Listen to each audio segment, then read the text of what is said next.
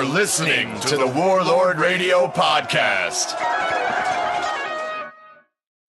All right, welcome to the Warlord Radio Podcast. As always, I am Carrek Coleman, and with me is my hetero life mate, Craig Meinhardt, and my other hetero life mate, Jason Rochester. Hey. What's up? How's it going, internets? So today we have a very special guest. This guy is instrumental in the Oklahoma metal and hard rock scene.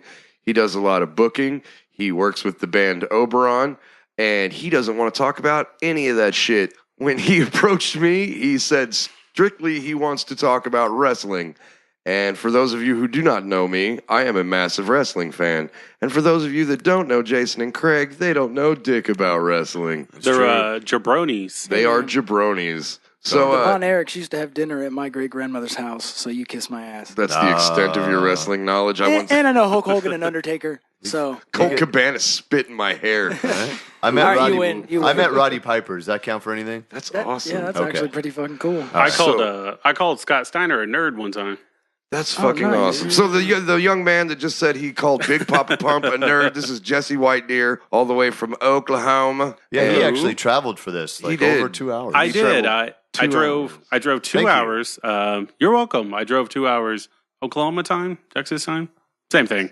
It's just like our time is like a little more higher in alcohol content. That's there really you the go. only difference. No. So my name is Jesse WhiteDeer. I like to say that I'm Jesse from WhiteDeer Entertainment. That just kind of sounds more Professional. professional, I guess. But no, I do booking in the Ada area as well as Oklahoma City. And we're looking to branch out. I'm just a one-man machine, so... Well, you do some booking here in Denton and Dallas every now and then, right? Or are you just rolling around Just with live, the so guys? yes. Just Just live. Sure, yeah. Sounds way more. Yeah. You heard it here first. WhiteDeer Entertainment, all the fuck over North Texas. I heard Jesse's the sole promoter at the Viper Room. Yeah, I heard That's that right. too. Yeah. So- I think that we're going to get River Phoenix, what's his brother's name? Is that River Phoenix, the one that died? Joaquin. Yeah, River's the one who died. The one that died, the one that died, we're going to dig up his corpse and have a dance around. Sweet. Oh, wow. You can All smoke it and get that full speedball effect. As always, all apologies to Joaquin Phoenix. Yeah. Will you R.I.P. make bands sell tickets to that?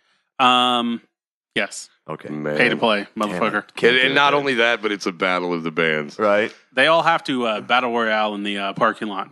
Okay. Just for the That would be amazing. the first wrestling pun out there. So before we get started on the wrestling podcast, for those of you who are not savvy, I'm going to give you a little brief history of wrestling, and there will also be a couple of terms that I throw around that I'm going to tell you guys just so you know what I'm talking about. All right. I feel like we need some kind of audio intro for this. This Friday night, brother. No, I'm going to teach you some words because I'm a massive wrestling nerd, as is Jesse. And Jesse gave me this fucking sweet, like, picture encyclopedia. I saw it. The WWE. It was of, nice. Like, it's like a 2000. tabletop book. It was great. My dying grandmother gave that to me. No so you're shit. welcome. Thank you very much. That will stay in my family for generations to come. It will. It'll be like at the end of Planet of the Apes. Absolutely. They'll find the Statue of Liberty and that book. Damn you, brother. You blew it up. I was telling Carrek earlier, I hope that that's pivotal in his life where he's at his son Jack's graduation, where he's like, did you know that Ivan Kovalov is... I really hope that this, like, takes over your life. Did you know that Gilbert was a 2-time hardcore champion? So anyway, there are some terms I'm going to use. The first one is face. Face means good guy. All right, everybody got that? All right. The second one is heel. Heel means bad guy. Carrek is the heel of this podcast. I am definitely the Face heel of heel. this podcast. All right. Well, so before we go any further, where do those come from? Well, babyface is the first one, and then I'm not really sure where the term I heel don't know. comes from. It'll tie in the history of pro wrestling. So I'll get into that first, and then I'll go back over the terms. Pro wrestling started off in America as part of a sideshow. So you'd have carnivals, like legit carnivals with like bearded ladies and sword swallowers and shit. And then they would just have these tough guys get in and just beat the shit out of each other. And then they started to realize that if they could affect the outcome of the match, then they could start gambling on it, and the house would definitely always win. Now, do we have an approximate time of when they think this started? About 1906, I want Right, to say. yeah. Turn of the century? Yeah, Right on. it was basically an answer when they made bare knuckle boxing illegal in the States. Pussies. They started doing wrestling because technically wrestling was an Olympic sport, but these guys were really just beating the shit out of each other. And so they started to realize that they could con the audiences out of a ton of money if they fixed the outcome of every match. Mm-hmm. Through that, they realized that they could keep people coming back to see the same people fight if they started to build storylines over it. Mm-hmm. So what started off as a complete carny sideshow con is now a multi-billion-dollar worldwide entertainment empire, essentially. Right. And so, and I mean, it is, in my opinion, a true American art form, because it was created here. It doesn't really cop from anything else. Was there a particular turning point that just took it over the top as far as it becoming a multi-billion-dollar organization? I think that's probably due to Vince McMahon Jr. Yes.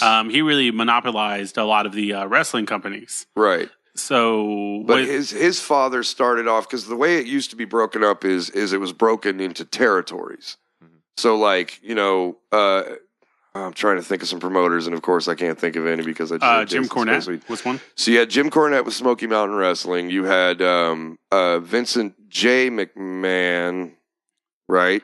Right. Or you had Jesse McMahon before that. Nailed it, yeah. Yeah, and then you had the NWA promotion. So these guys were split up all over the planet or all over this country, and the wrestlers would just go, and there was like kind of an attraction. They'd be like, "Oh shit, Andre the Giant's wrestling for NWA this week," or Gorilla Monsoon's going over to Smoky Mountain, or whatever it is. I fucked those times all up. I think Gorilla Monsoon was retired way before Smoky Mountain. But so it was pushed as a legitimate sport. And the business was so protected by the athletes and the promoters and the managers. Like, they would swear up and down it was real. They would generate, here's another term, heat. Heat is basically like how pissed off you can get the audience at you, and it's considered a good thing in pro wrestling, especially back then when you were trying to generate revenue and get asses in seats. Well, I think kind of a badge of honor was Freddie Blassie? Thank you. Yeah, yes, that was one of the names I was trying to think of. He got stabbed, actually, by a fan. Yeah, who thought that he was legitimately, like, he basically... His character, yeah. Right. He thought he was his character, and yeah, and this happened several times. There are actually still countries in the world today that don't realize that it's not... I'm not going to use the term not real because I love wrestling, and I choose to live this denial, but here's two more terms. If it's fake, it's called a work. And if it's real, it's called a shoot. And we will get into some really interesting shoot stories later on, because that is some great points in wrestling, is when it becomes a real fucking fight. That is a beautiful thing. So one of the things that seems interesting, I guess, for an outsider, right, is because I haven't seen wrestling since I was a kid. Like, Right. I remember watching stuff with like Roddy Piper, Jake the Snake Roberts, Junkyard Dog. So pre-attitude, right? Well, that kind of the golden age is what that's and I remember being a kid and thought it was awesome, and just grew away from it for different reasons. Right. But it does seem interesting because it seems like it grew out of what started as a con, and then it kind of embraced that into this accepted storytelling. Exactly. But even though it's not real in the sense that it's not an actual wrestling match as far as the best wrestler wins, it's scripted, right? But these guys are actually suffering real hits, real falls, real elbows, all of that. So they really are getting beat the fuck up. Yes. But it's just like watching a movie with all stuntmen. Like, you're that not was going to watching... be exactly my point. Was it's like it's not necessarily not real. It's just they're fixed. The matches are fixed. And I mean, there are really certain ways, there are techniques that you learn to, like, how to hit the ropes, how to take a bump. A bump is a fall, like a full-on fall. And I mean, you learn how to land correctly, and I mean, you learn timing, and it's really about trusting the other person. But I always say that while professional wrestling is not a competitive sport per se, it is very much an exhibition sport. Right. And all of the competition involved in that business happens in the audience. Because crowd reaction is how you choose champions and things like that. It's all about sometimes most of the time. Vince McMahon's not always the best about that, but I mean, there's indie wrestling. There's tons of that. So well, more to your point, you mentioned I believe you mentioned something about the time frame and everything. Yes, right? I fucked my time frame all up. No, you're okay. I believe it started with so John L. Sullivan. He was kind of the universal bare knuckle boxing champion. Yes, back at the turn of the century, and he was like legit tough guy. Yeah, like he 132 wins, something like that. Yeah. So kind of out of that, when bare knuckle boxing was going more commercial, where they added gloves, etc., you kind of really had this birth of quote unquote pro wrestling.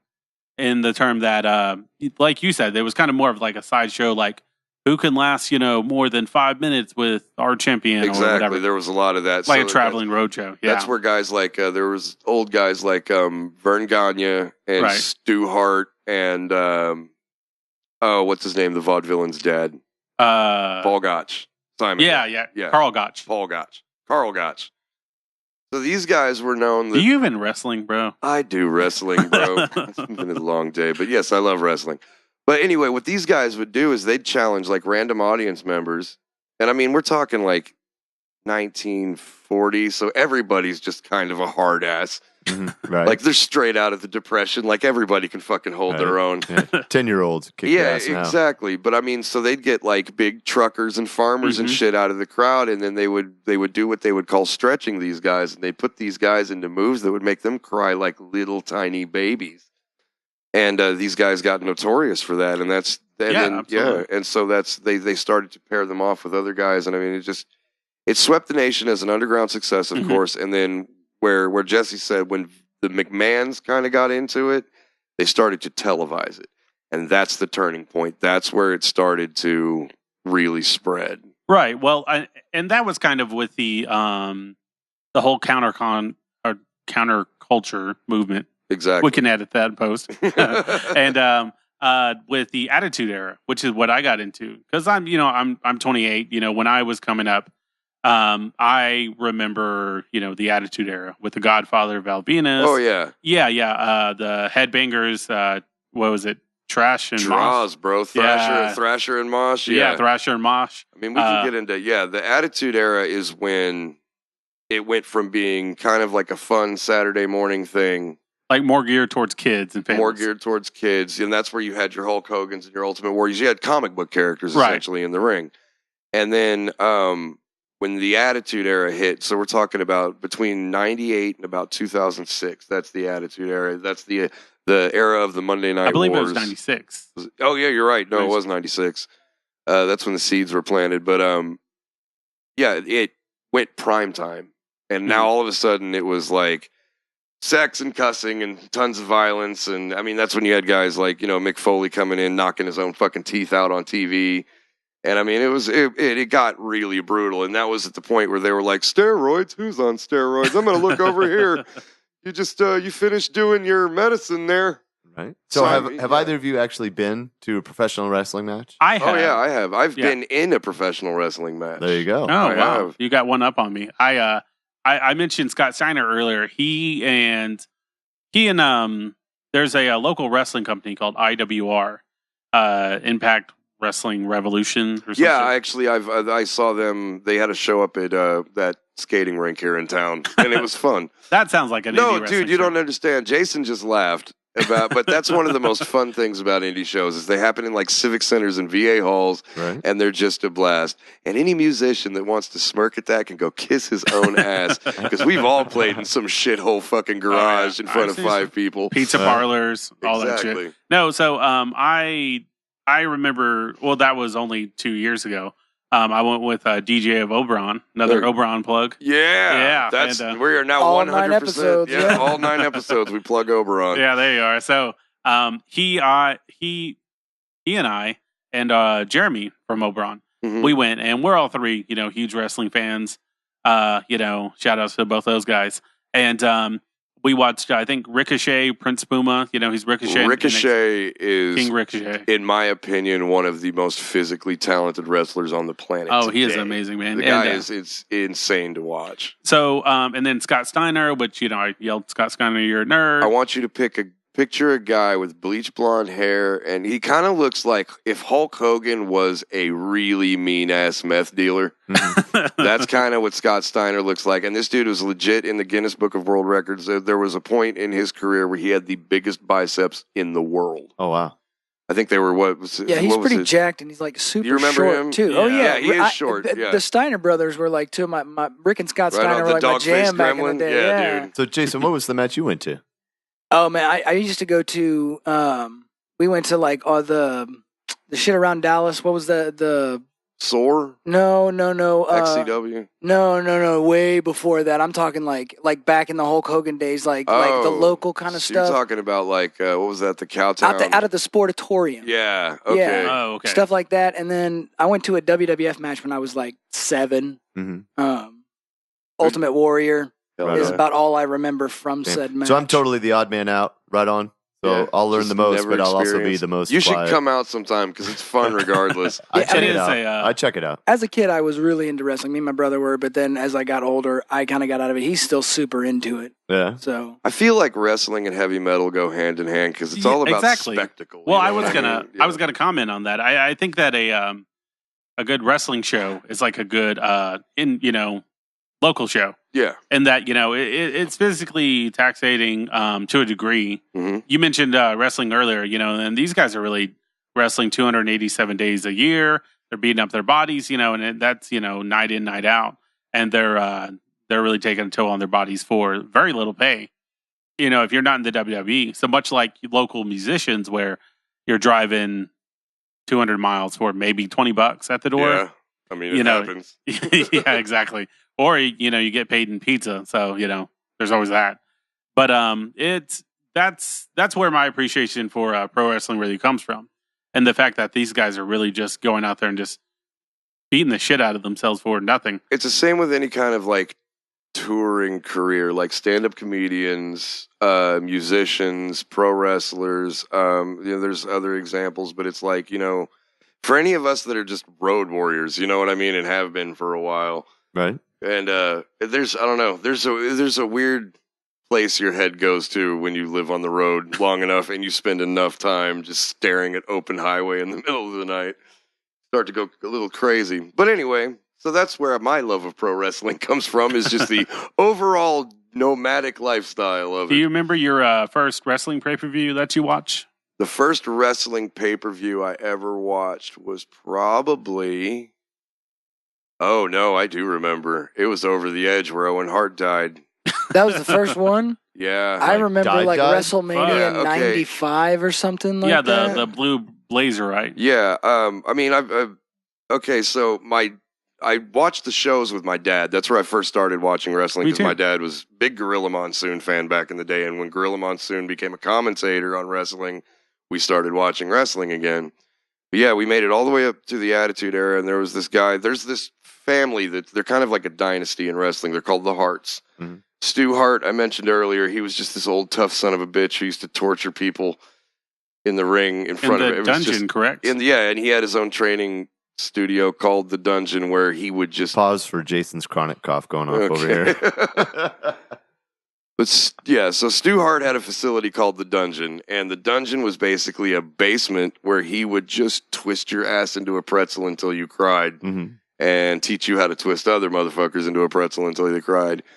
So anyway, through what I can only assume was abuse and very, very angry sex, he had 3 children or so.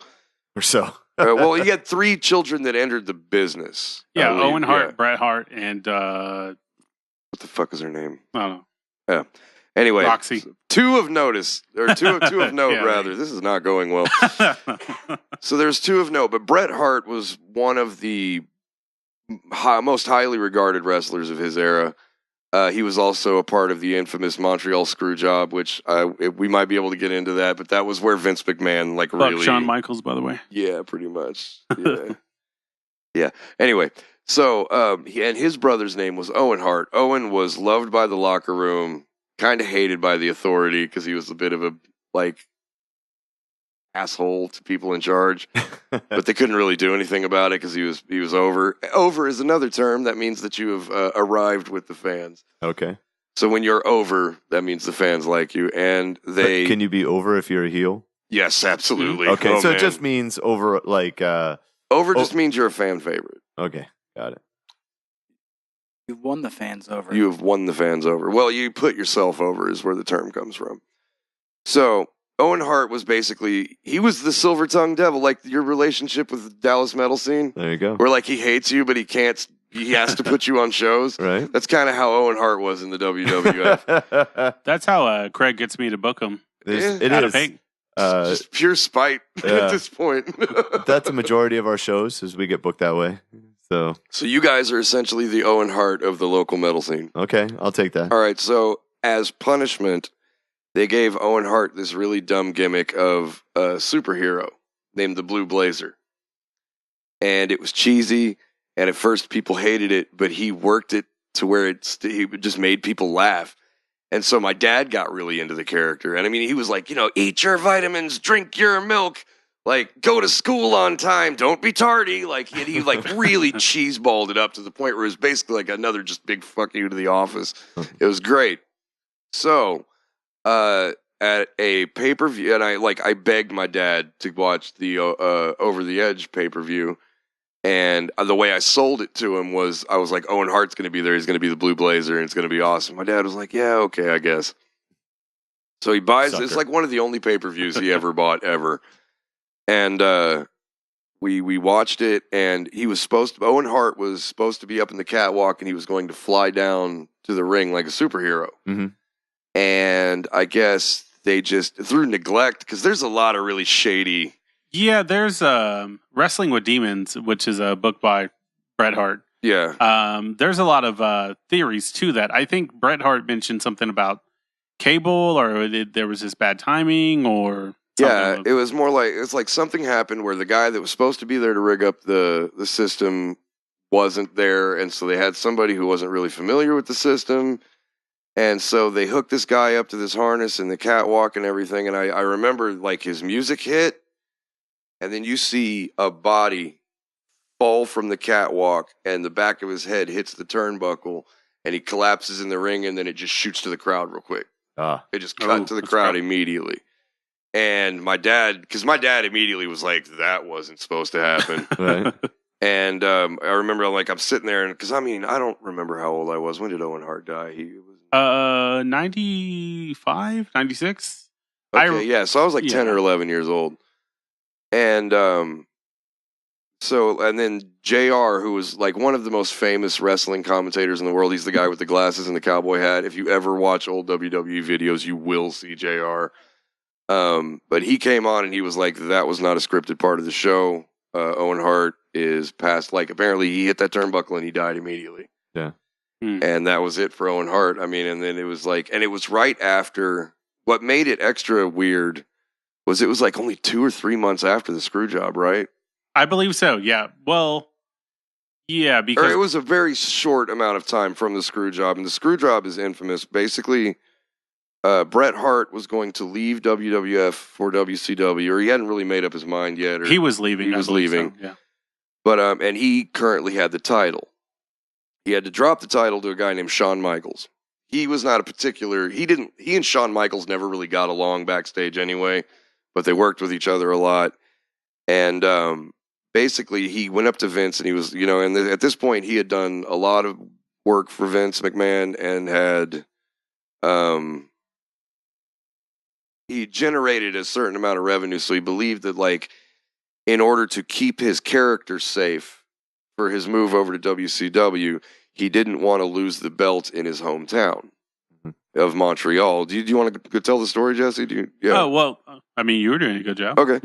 So anyway, and Vince McMahon agreed, quote unquote agreed. Any wrestling fan is going to know this, and we're going to get Twitter hate because I'm butchering this story. But, so Shawn Michaels and Bret Hart have the match, it was agreed that Bret Hart was not going to lose the belt in Montreal. He was going to lose it on Raw, which is the televised show, like the night after or something like that, because this was a big pay-per-view event.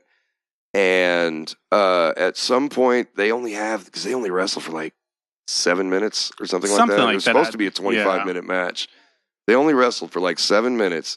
And Shawn Michaels puts a really half-ass submission hold on Bret Hart. It was the sharpshooter. It was the sharpshooter, so it was his own submission hold. Bret Hart's finisher was called the sharpshooter. Shawn Michaels put the sharpshooter on Bret Hart, and Vince McMahon out of nowhere comes running his ass down the ramp and tells him to ring the bell and that Bret Hart tapped out. Bret Hart had no fucking idea that this was happening like this. He was supposed to win that night and lose the belts the following night. Yeah, on Raw. To save face, basically, so that his character didn't look weak for the move over to WCW, and also to not, like, to have the respect that he believed he deserved from the company to not lose in his hometown. All right. And then Vince McMahon completely screws over this incredibly, like, beloved fan favorite character, and it turns into this whole thing where basically, like, this is where you start to see the walls of wrestling being fake. So break down. Why did McMahon do that? Like, how did that benefit him? Well, it was so if Bret Hart would have kept his title and then lost it, the next night on Raw, he would have kept his what they call a character, or he would have stayed face with the fans. So he would have looked what they call strong. So his character would have looked strong. He would have gone over to WCW essentially with the title, since he never lost it, but he did. But to the fans, he never would have lost it, I guess, because it's all about making his character look like he left on his own terms, right? Which Vince McMahon hates. So Vince McMahon is notorious for not only being a vicious bully and dickhead. One great thing that made him this wrestling mogul is also his downside, in that he's very egotistic and shrewd, and he has a obsession with muscle bound men for some reason, which he's not gay. He's not gay. Hyper masculine. That's why he makes women bark like dogs and shit. That's an old thing. WWE has gone through some massive changes. This podcast could be like 4 hours long. It really could. Well, we're gonna have to recontinue this. But yeah, Vince McMahon is, first off, probably not a stranger to a steroid or two himself. Right. And on top of that, he's just kind of a bully. Like, that's just his nature. And it was basically, this was a fuck you to a man that had made him a bunch of money and thought he was leaving on good terms. Mm-hmm.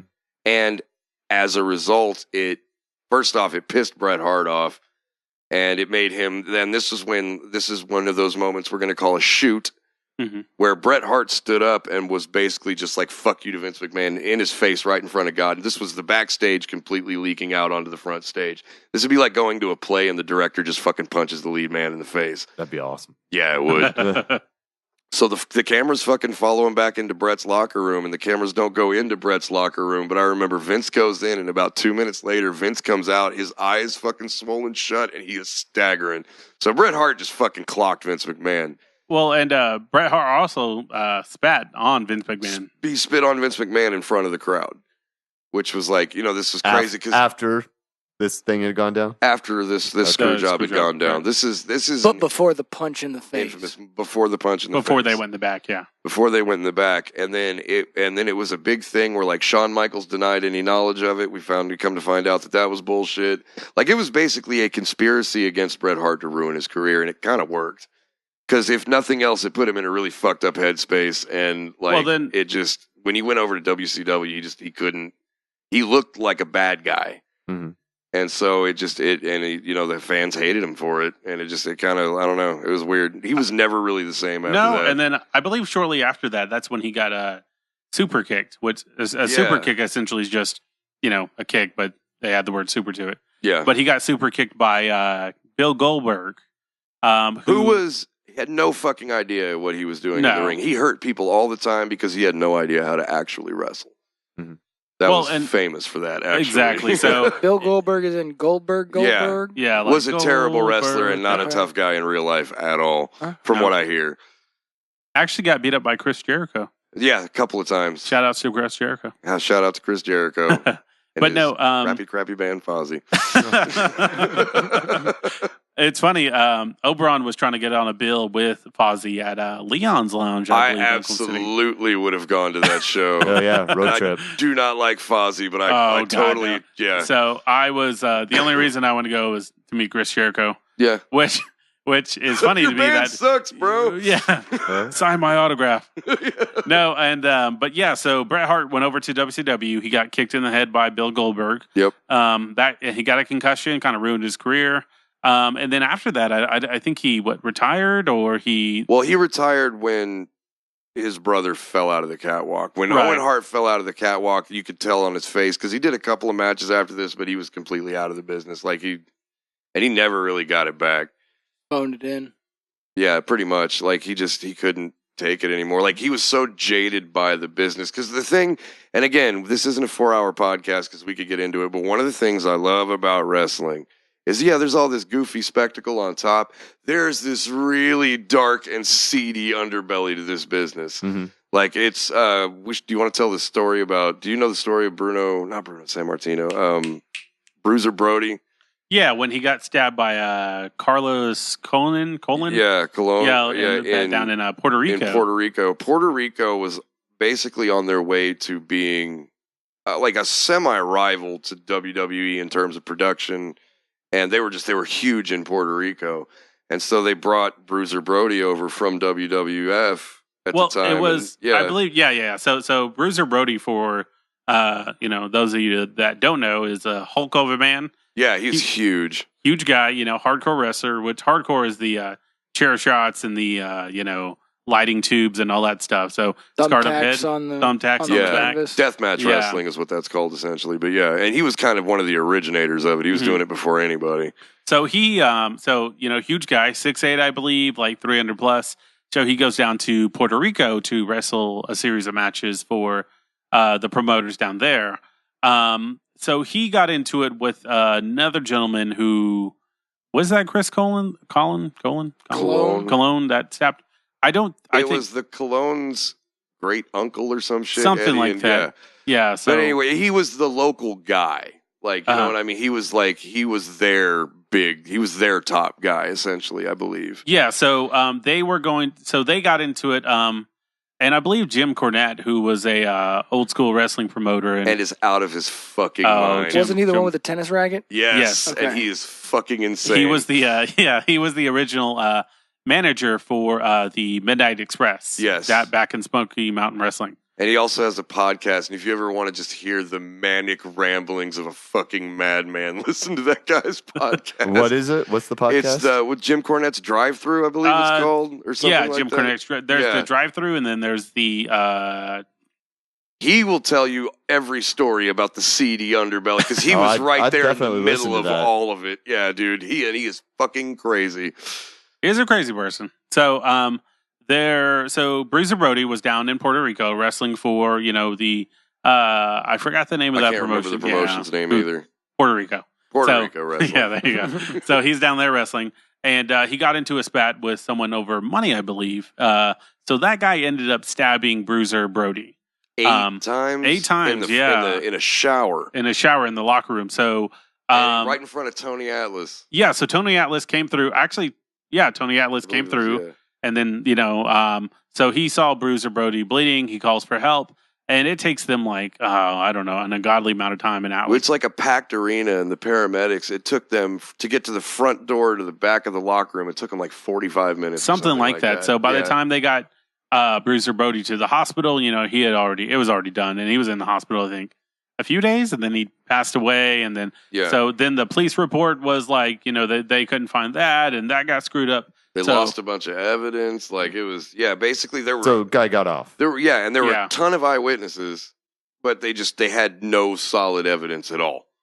And and that was due to the politics of pro wrestling. Where, he was a local guy. They didn't want to ostracize one of their own, so he basically got away with murder. And from my recollection, he never was really remorseful or anything. It was just kind of like, I stabbed him. Because what you got to realize is a lot of these guys, like this whole separation between the character and the actual person in pro wrestling.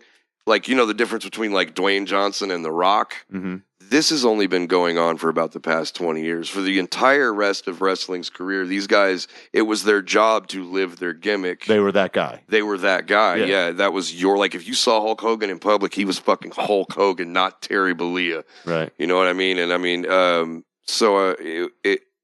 there's such this weird culture that goes along with it, and it's so underground and almost like clandestine, or it was A little bit, yeah. It was up until Vince McMahon straight up came out and called it sports entertainment and kind of like, you know, ousted it for what it was. But I mean, was that by choice or was that because he was forced to? haha. See, See, there it is. So, you have to tell the Chris Benoit story if we're going to get into why. Well, yeah. all right, we'll go down that rabbit hole. So, Okay. Chris Benoit was a Canadian wrestler.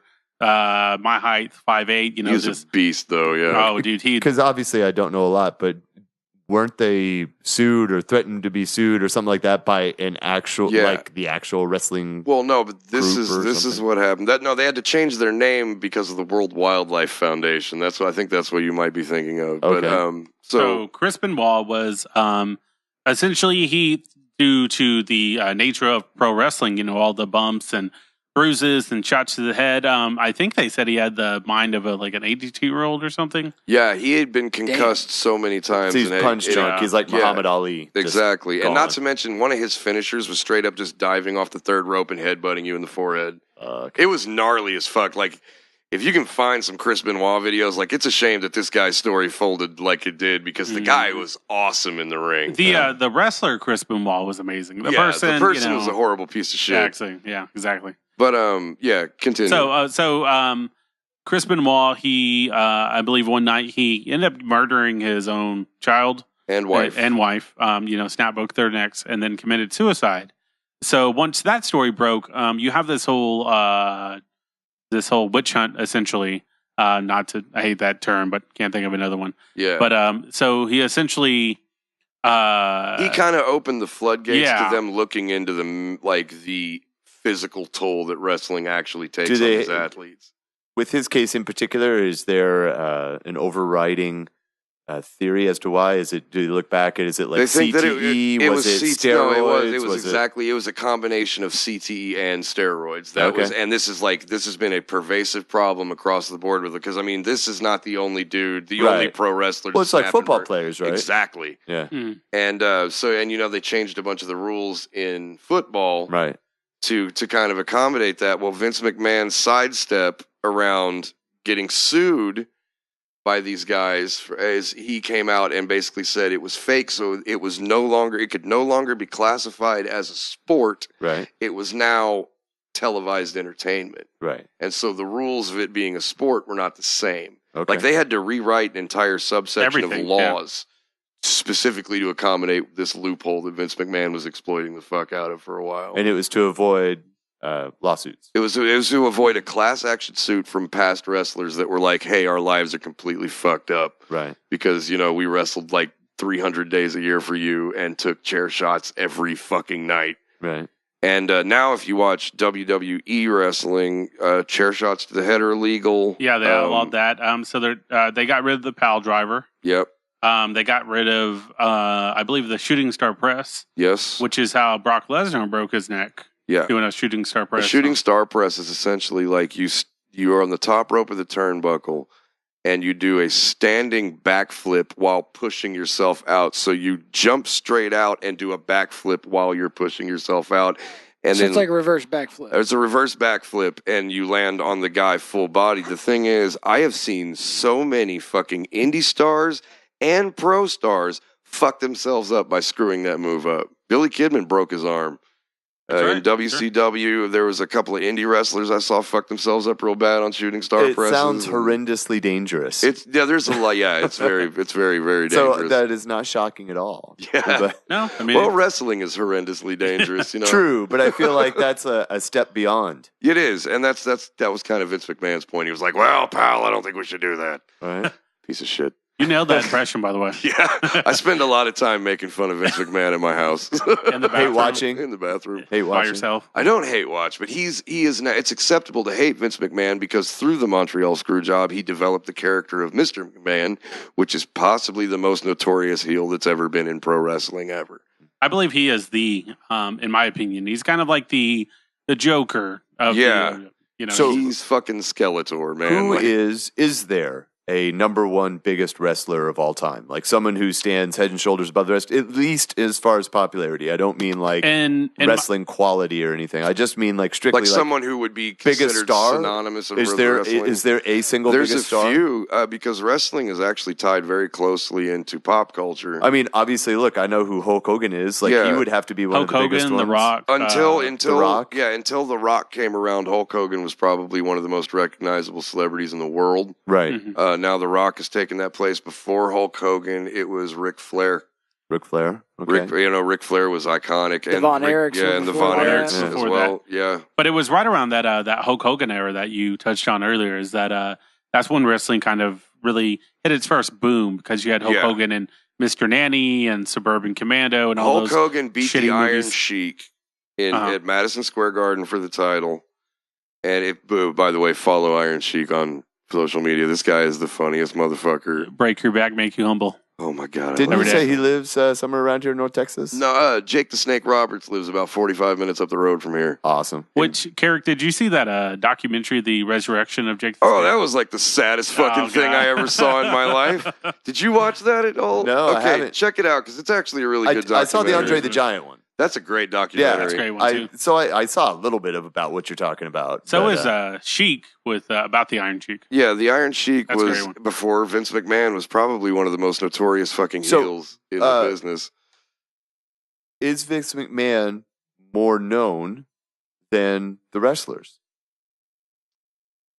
I'll let you take that one. Actually, if you were Attitude Era, I would say yes. Because he was, like I said, he's fucking Skeletor, man. It didn't, like, he was the bad guy. Mhm. Now, because he's old as fuck, he really has taken more of a backseat screen time wise. And now his children, and, well, really it's his daughter, Stephanie McMahon, Boo. and Triple H, who run it. Triple H was one of the biggest wrestlers of the Attitude Era. He was one of the guys from DX, just massively famous for the time. And he kind of runs the show. I believe he's the CEO of the company. He's now. over the developmental company Yeah. Next, or NXT, if you will. I guess it's just it seems weird that is he promoter technically? I mean, is that like? Well, I mean, he was the CEO of WWE. He was a booker, a promoter, talent scout. Like Vince McMahon kind of did all of it. He even did in-ring stuff. Right. Quite a bit. It just seems weird that in the grand scheme of things that he kind of like good or bad, like maybe you hate him, maybe you don't, whatever. But just as far as like importance and focal figure, He's a legend. it seems weird that he is somehow maybe more relevant, more popular, more known than the majority of the wrestlers. That would be like, yeah, unless knowing- you're a top guy. you know, like I know there's like exceptions like Steven Spielberg, that type of thing where people know it, but most of the time it's the star, right? Or it's the star football player. But in this case, it'd be like, oh no, the coach is the best known guy out there. Yeah, that certainly happens sometimes. Absolutely. Fun fact about Vince McMahon: you speak about football. Oh man, Thanks to Vince McMahon, that's the way we watch football now. Is thanks to Vince McMahon, thanks to the XFL. Yeah, and the Skycam, right? Yeah, Yeah. he put cameras on wires so that they could follow the players as opposed to one cameraman just swiveling. swiveling back and forth. And so he's done some good. But Vince McMahon essentially monopolized. He took, because remember I told you earlier that all of the wrestling promotions were split up into territories. Right. He wiped out every one of those territories. Mm-hmm. Like he either bought them or completely destroyed them in the market. He took essentially a carny sideshow and turned it into legitimately a billion-dollar media. The empire. brainchild of WrestleMania, where he got Mr. T and Cyndi Lauper, all of those kind of huge '80s stars.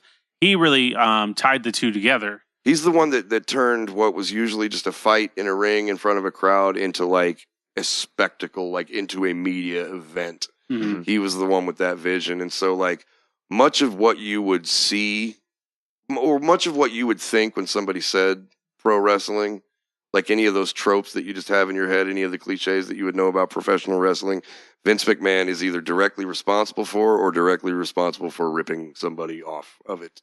Now, I know it's hard to speak for majority of fans, but does it seem like most of the true fans of wrestling view that as a good or a bad thing? Is it one of those things where, like, because it happens a lot in like punk, metal, that type of thing, where it's like you reach a critical mass where you're too popular, the original people that supported you turn their back. There are certainly diehard fans out there that are like, oh, I don't even mess with WWE. I only watch indies. Like, I only watch indies. And I think that's bullshit. I think, first off, with WWE, you're not going to get the best storylines. And I love indie wrestling so much. But with WWE, you're getting a certain production value. Mm-hmm. And what you are seeing is athletes at the top of their game. Right. Whether they're being utilized properly, whether the story is completely fucking stupid or whatever, like, these are the best. Right. Well, for me, like I had mentioned earlier, growing up watching WWE, that was kind of the big ticket, or the NFL, the NBA of pro wrestling, is that, you had all these stars tied to it. Now, back before it was dissolved, there was another company called World Championship Wrestling, or WCW. WCW. And then you had ECW on a lot smaller scale. ECW was the fucking ECW. shitty punk rock cousin of pro wrestling. ECW was a crust punk. Yeah, it said, yeah. Okay. So you had WWE. Picture this: WWE is like the older brother in the sweater vest and the perfect hair, just driving the Jag, and then WCW is like the kind of stoned brother. He's ambitious, but he's just a little slower. Messy hair, rolled up sleeves. The messy hair, rolled up sleeves, still working for it though. And then you had ECW, and ECW is just like huff and glue in the garage. They're shitting on the porch. Yeah.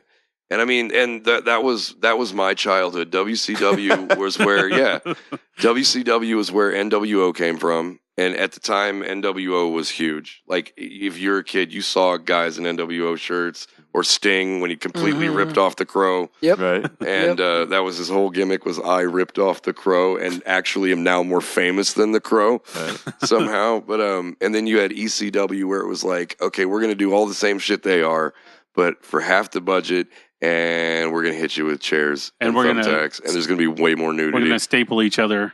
Yeah.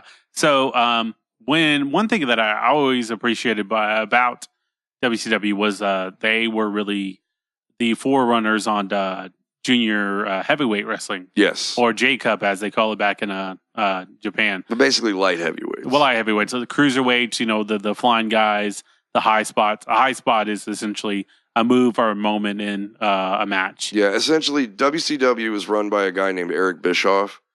And Eric Bischoff is essentially responsible for bringing Lucha Libre to America. Oh, yeah. No, and then which WCW was owned by Ted Turner. Yes. So there's that. Of the Ted Turner fame. He and Vince McMahon apparently hated each other during the Monday Night Wars. There was an angle that they were going to have a match, I guess. That would have been pathetic. Just two old-ass rich men just fake punching each other in the ring. Vince McMahon wanted to have a match with Dana White. Because they were going to do... Dana White would beat 7 shades of shit out of Vince McMahon. Vince McMahon is like your crazy uncle. Like, you don't He's like, I'm all jacked up on shark testosterone, pal. You don't want him over all the time, but when he's around, it's a good time. Yeah. I'm going to headbutt this pitchfork and make $1 billion doing it. He gives you a beer when you're 16, Yes, that's definitely Vince McMahon. So, but you were mentioning the McMahon character. One of my first wrestling pay-per-views actually is WrestleMania 2000. And yeah. That was like a cornerstone. That was when Vince McMahon went like full effect with the Attitude Era. Yeah, He's like, we're throwing it all into this hat. Fun fact about that is that was actually the first pay-per-view with the table, ladders, and chairs match. Yes. Between the Dudleys, Edge and Christian, and the Hardys. What essentially in a tables, ladders, and chairs match is they have either like a briefcase or belts or something suspended above the ring. Mm-hmm. And then there are no rules in the match, and the winner is who climbs up to the top of the ladder and gets the belts down. or the tag team or titles. the tag team titles down. And it was usually done in a tag team scenario because that way you could have like 4 or 6 guys going after the same 2 belts. It just made it more entertaining. Now, the names he just mentioned, the Hardy Boys, the Dudley Boys, and Edge and Christian, these guys revolutionized the tables, ladders, and chairs match because they were all fucking insane. And it was fucking awesome. Yeah, I will show you guys a video. There is, he does this a few times, but one of my favorite wrestlers is this dude, Jeff Hardy. He looks like a Hot Topic rave kid.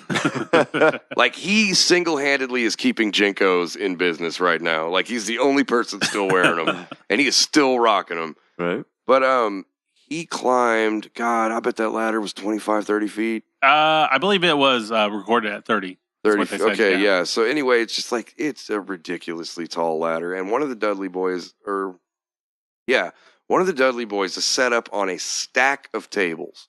So, like, you know, the big fold-out tables that they use? There's like 2 and 2 and 1, and he's in that stack somewhere. And Jeff Hardy has this move called the Swanton Bomb that is essentially a fucking vertical nosedive off the top rope. Like, it's head down. It's so fucking brutal. And he just basically flips over at the very last second. Yeah. And lands on his back, like rolls over. But the he person. nosedives straight at you vertically, and then at the last second, he flips over onto his back. It takes insane timing and balls. But he jumped off a 25-foot ladder and just plowed through every one of those tables and that Dudley boy. And Bubba Ray, I believe. I think it was Bubba Ray Dudley. And I remember being like, 2000, so I'm like 15. I distinctly remember just being like, back in your prime, huh? Dead, man. Yeah, 15 was definitely my prime. Right. That was when I grew my first beard. Right. So, before the beard grew its own beard. Before the beard grew its own beard. I'm kind of jealous. I can't grow facial hair, so I marvel at anyone's facial hair. We'll get you there, buddy. Maybe we'll just shave a homeless man and super glue that shit on there for you. That's very sweet of you. No, I will absolutely do that for you, Jesse. That's right. You still got more hair than me. yeah, there you go. So, we are the baldest podcast on the internet.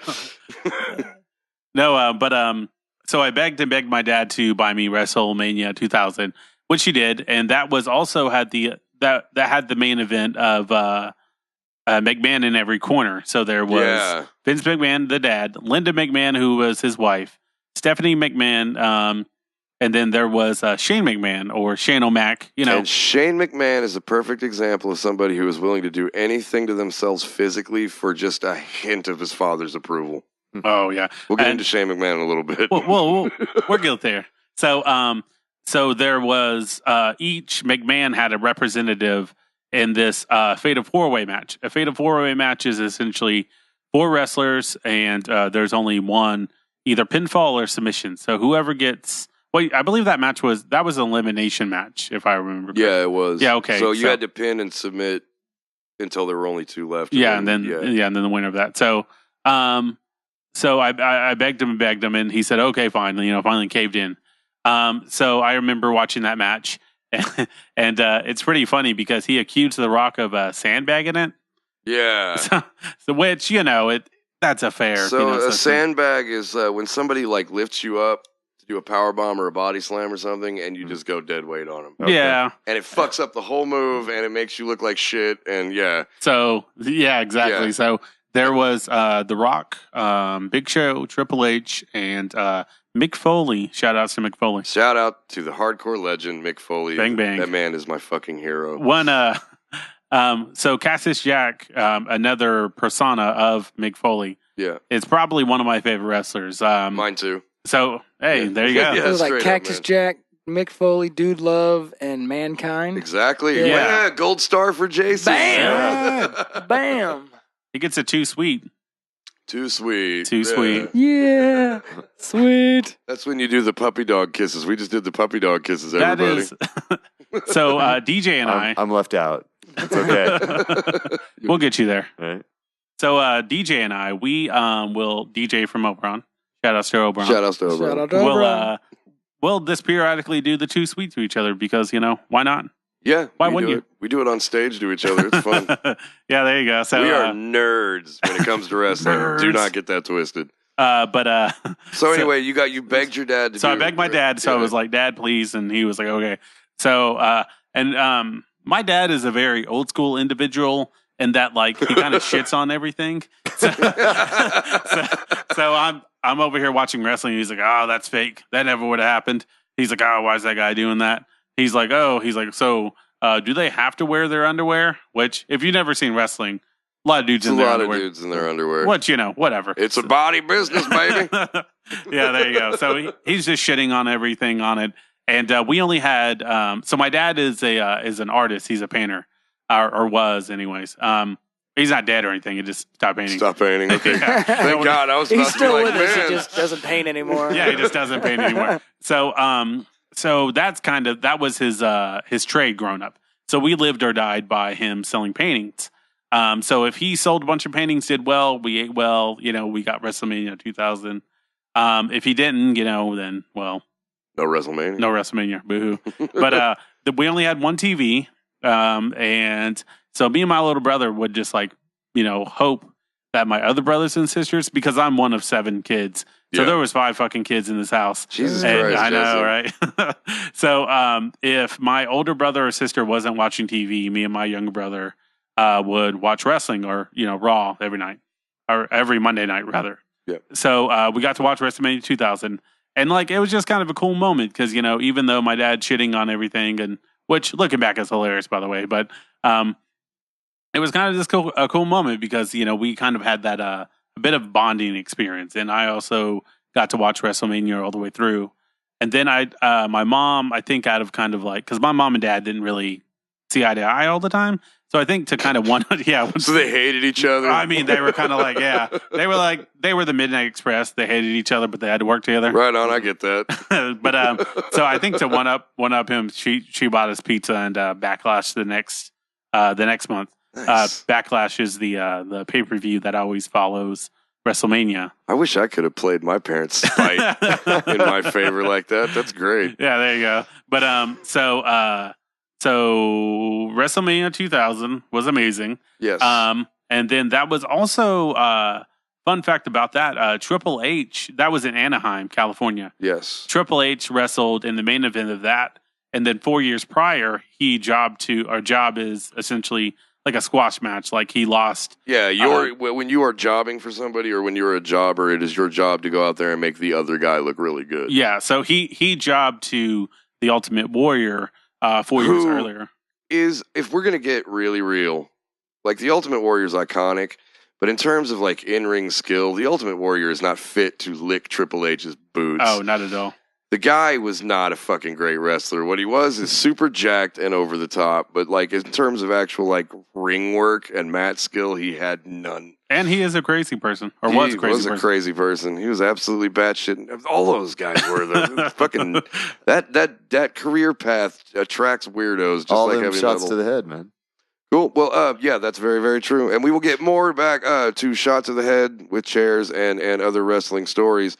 When we come back, are we doing music or are we just gonna have 5 minutes of Jesse just yanking it? Yeah, I mean, if he just wants to yank it on, we could give the fans 5 minutes of Jesse. I actually have some bands that I can send you guys. Actually, that would be great. Who was the first band that you think? Or you get 2 songs. Who was the first one? Oh shit. Okay. Well, I don't want to do Oberon because fuck those guys. Fuck those guys. Fuck those guys. Also, they're going to be on next week. Well, DJ is. Yeah, well, just to fuck with them, we were just going to play somebody else's music anyway. So, but how great would that be to mention Oberon in every episode and then play somebody else's music on this episode? I hope it's Hall & Oates because DJ and I have a sick infatuation with Hall & Oates. Okay. Almost always. That sounds like a story that needs to be told. I mean, maybe I'll tell it later. Maybe I won't. There we go. No, I believe the first band I would have for you is Our Mother's Martyr, which is another death metal band from Oklahoma. Yeah, Ada band. Yeah. They're and they played band. here in Denton. They have, yeah. Warlord Radio has much love for the Ada scene, for sure. I think that I look at Ada as Denton and Denton has Ada. Yeah, we're sister cities. Yeah, we're the same guy. Yeah, exactly. We're the same guy. Yeah, but and then the second band, I don't know. We'll figure that out. Yeah, I'll just send you something. Sweet. Cool. All right, we will be right back. Here is Our Mother's Martyr from Ada, Oklahoma.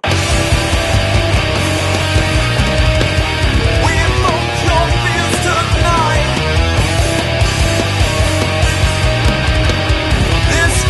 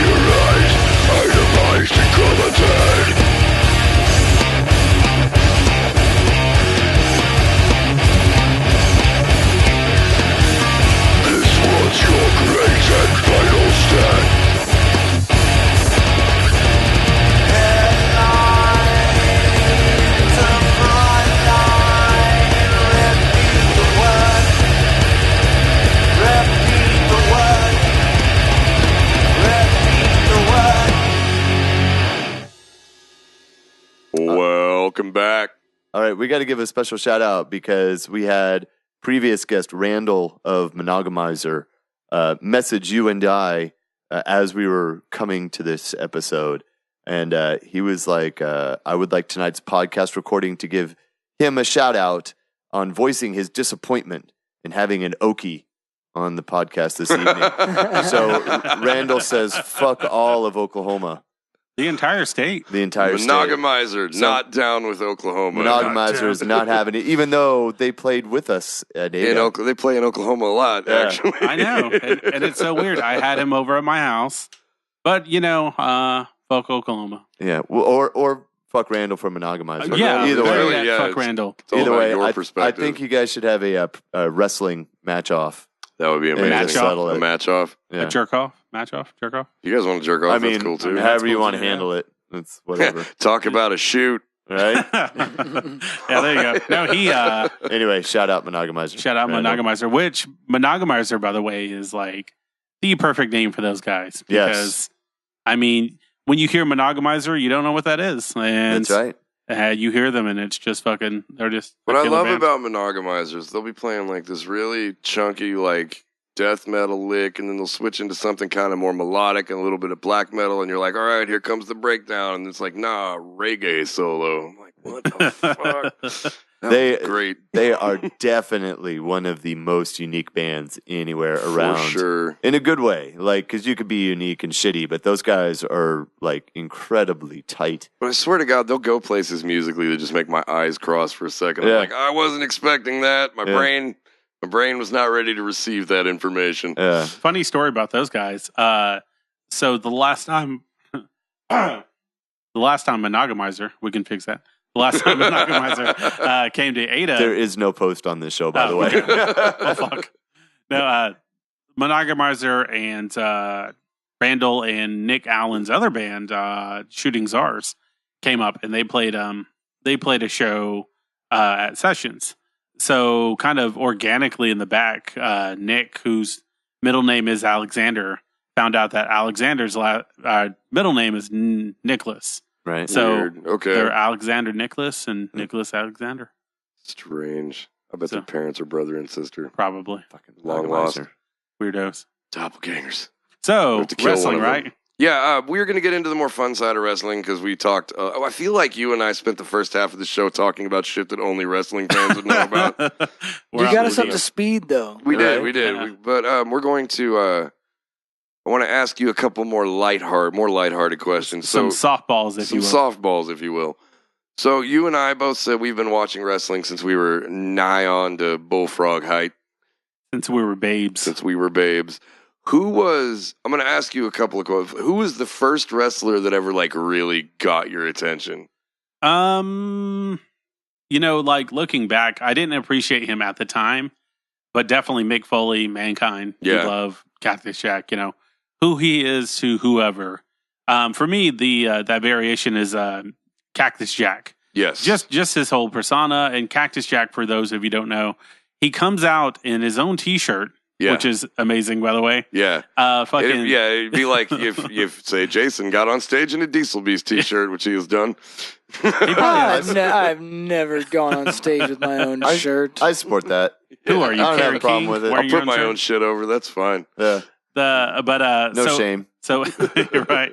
And then taped up hands, and then usually is he wearing sweatpants? He would either be wearing sweatpants, or do you remember for a while there he had like leopard skin tights? Oh, that's and like cowboy boots. That's ECW. Yeah. Well, yeah, That was that's when he ECW. first started. Yeah, but So he would come out and then do the finger guns, the bang bang, if Bang, you will. bang. Yeah, there you go. And but when I was a kid, I was a huge Bret Hart fan. Like I love Bret Hart, The Rock. Chris Benoit. I mean, he was just the man. Chris Jericho, back when he was Lionheart Chris Jericho. Back when he had long, beautiful hair. Yeah. Now he just looks like an alcoholic dad. He just looks like someone's dad that's like, just never gave up rock and roll. Yeah, It's that's just true. like, I can respect that. Yeah, there you are. I'm somebody's dad who never gave up rock and Well, roll. There you go. He's the uncool version of you. That's a little You're true. the cool Chris Jericho. Man, I respected Chris Jericho and I loved him until I was listening to his podcast one time and I realized that he didn't believe in the theory of evolution and he was like, flat Earth could be a thing. And I was just like, you have been hit in the head too many times, my friend. Was he not having seen that or really listened It did to him at not all? seem like a joke. He wasn't being ironic or It anything like that? did not seem like it. He was more like, I don't really see how we could be evolved from apes. And I was like, really? Calm down. That makes so much sense. Who's he trying to be, Joe Rogan? Evidence. Yeah, right. But no, so those were my first. But we'll talk about favorites in a minute. But I'm like, who was the one that like the first time you saw it, you were like, I am into this shit? Kind of a loaded question. Right? Probably Jushin Thunder Liger. Yeah, that's a which- good answer. Yeah. So, and for those of you who don't know, he is this elderly Japanese man. Well, at the time, he wasn't elderly, but he is dressed in like a full bodysuit with that fucking what did the Power Rangers rip off? That like robot Japanese show? Yeah, Ultraman. Voltron. Well, yeah, Ultraman. Yeah. It was a cross between Ultraman and Voltron. So he looks yeah. like a living Power Ranger, which, hey, That's true. +1 on that. Yeah. So check off the list. So then, and I believe he had a match with Rey Mysterio Jr. back when Rey Mysterio when he wore the tights and the... Rey Mysterio Jr., for those of you who don't know, mainly Craig and Jason, he was a luchador from a long line of other luchador wrestlers, and he was 5'6". He's 5'6", yeah. 5'6", weighs like 190 pounds. He's a tiny, tiny, tiny man. And his whole gimmick was that he could take down dudes like 4 times his size because he was just that fucking good. Yeah, exactly. So they had a match on WCW Nitro, which was WCW Nitro is the answer to WWE's Monday Night Raw. Yeah, during the Monday Night Wars, you had Raw and Nitro. Right. So that was the first match that I saw, and I was like, man, that's This fucking is the shit. That's fucking amazing. So, and then Dean Malenko, of course, the Iceman. And then, so those were the kind of the guys that I had watched, and I was like, man, that's awesome. When I had seen, as far as like a show, would probably have to be the Attitude Era. Yeah. And that's when the whole show came together. Yeah. So for me, those kind of earlier days of that junior heavyweight, which I love that term, by the way, junior heavyweight. That's just fucking, that's so much better than cruiserweight. I agree. Cruiserweight, just like, you mean the small guys? Yeah. Junior heavyweight just seems like That's a little more badass. legit. Yeah, there you go. I But, agree with that. As for you, what is it for you? Well, you're going to laugh because the first wrestler the first wrestling match I ever saw, I was like 6, right? And I saw Doink the Clown. And he used to have a little person with him named Dink, who was also dressed like a clown. And I remember distinctly being 6 years old, being like, what the fuck I'm going to watch this. And he fought Sergeant Slaughter. And I knew Sergeant Slaughter at the time because Sergeant Slaughter used to make cameos on the G.I. Joe show. Yes. Oh, Yes. shit. Okay. And so I remember that. And so I knew him from the G.I. Joe show, but I didn't know that he was a real person. Uh-huh. And then I watched that match, and I was like, there's a clown fighting a G.I. Joe on TV right now. And then immediately after that, Captain Lou Albano came out and did a spot. Now, if you don't know who Captain Lou Albano is, he's the guy that played Mario on the Mario Brothers Super Show. Wow, like the Swing old your arms from side to side. Yeah, that guy. That guy was a the wrestler. one that was actually animated, but they had the live action skits in between. Exactly. Yeah. The live action skit guy. That was Captain Lou Albano. That's right. I did know that. Yeah. So, but I mean, I watched that show and I was like, there's a clown fighting a G.I. Joe, and that's Mario. And then I just never stopped watching wrestling. Makes sense. Yeah. Yeah. I mean, why not? You know? They played to their target audience and fucking bullseyed it. Right. So mine, the one that I remember, I mean, like I grew up with the Von Erichs and all that, but like Right. the one that I remember was the match with Ultimate Warrior and Papa Shango, where Ultimate Warrior actually had an appendicitis, Fuck yeah. and like they played it all off and whatever, but like he was fucking like throwing up in the ring, like violently ill in the middle of this match, and they take him out on a stretcher or whatever, and so that was like my first introduction to like That's a hell of wrestling. an introduction. Because now I'm gonna ask you this question, and I'm gonna go ahead and answer first because you just mentioned one of mine. I'm going to ask what your favorite wrestler is. And one of mine has always been fucking Papa Shango. I fucking loved Papa Shango. I loved everything about that character. Voodoo I loved priest. the straight, blatant racism of it. It was just amazing. It's just, he was a great character. And then that guy grew over. He became a pimp. He did name the Godfather. He just offered half-naked women to his opponents, so he didn't His have to hoe wrestle. train, if you will. If you go back, Wait, he was Papa Shango? Yeah, they the were hoe saying train, Holy shit. Yeah, The hoe train. the hoe Wow. train. His fucking his what is that called? It's called the hoe splash or the fucking. I think it was called the hoe train. The hoe train, yeah. because he would That's do he would just wind up like how Bugs Bunny would do. Just kind of like shuffling his feet and work, and then he would just charge at you. And he was a big dude, and just splash your ass into the corner. And that's if you did not take the hose. Yeah, and then he also had the pimp drop, which was like a shitty attitude adjustment, or an attitude adjustment. Essentially, is you put a guy on your shoulders and throw him over. Yeah, it's not even like a proper Death Valley driver where you follow through. You just kind of toss the dude off. Yeah, your so he shoulders. just kind of would toss people, and then which is hilarious. Back when I was really big into wrestling, my mom would periodically come in the room and she'd see like a pimp, or even worse, she'd see Rikishi rubbing his gigantic ass. Oh, yeah. Rikishi was People's a faces. giant Samoan sumo wrestler in a thong, and his finishing move was called the stink face, in which he stuck the largest ass I've ever seen straight up over your face. Like your nose. There's a couple where he got into it, and I'm not sitting there watching it, and I'm thinking about the human anatomy, and I'm like, that guy's nose is in his butthole right now. Like, it was gnarly. It was so bad. Oh yeah, so he would swallow you with his ass, pretty He would much, swallow you with his ass, yes. and in the corner, and then those were kind of my early favorites. But do you remember when Yamaguchi-san tried to chop off Val Venus's dick with a samurai sword? Choppy, you pee-pee. There it is. Racist as fuck. Attitude Era was pretty racist. It was pretty bad, but the thing is about the Attitude Era, wrestling has always mimicked like what's going on in the world in this really weird way. Like they used to play off back when they were running the Carney circuits. They used to play off like small town racism. Like they'd get this like a black guy that was a champion against like this all American Confederate flag wearing. And I mean these guys are friends. They're making shitloads of money together, but they're playing it off like he's a racist as hell. And like, it was really weird how they towed that line.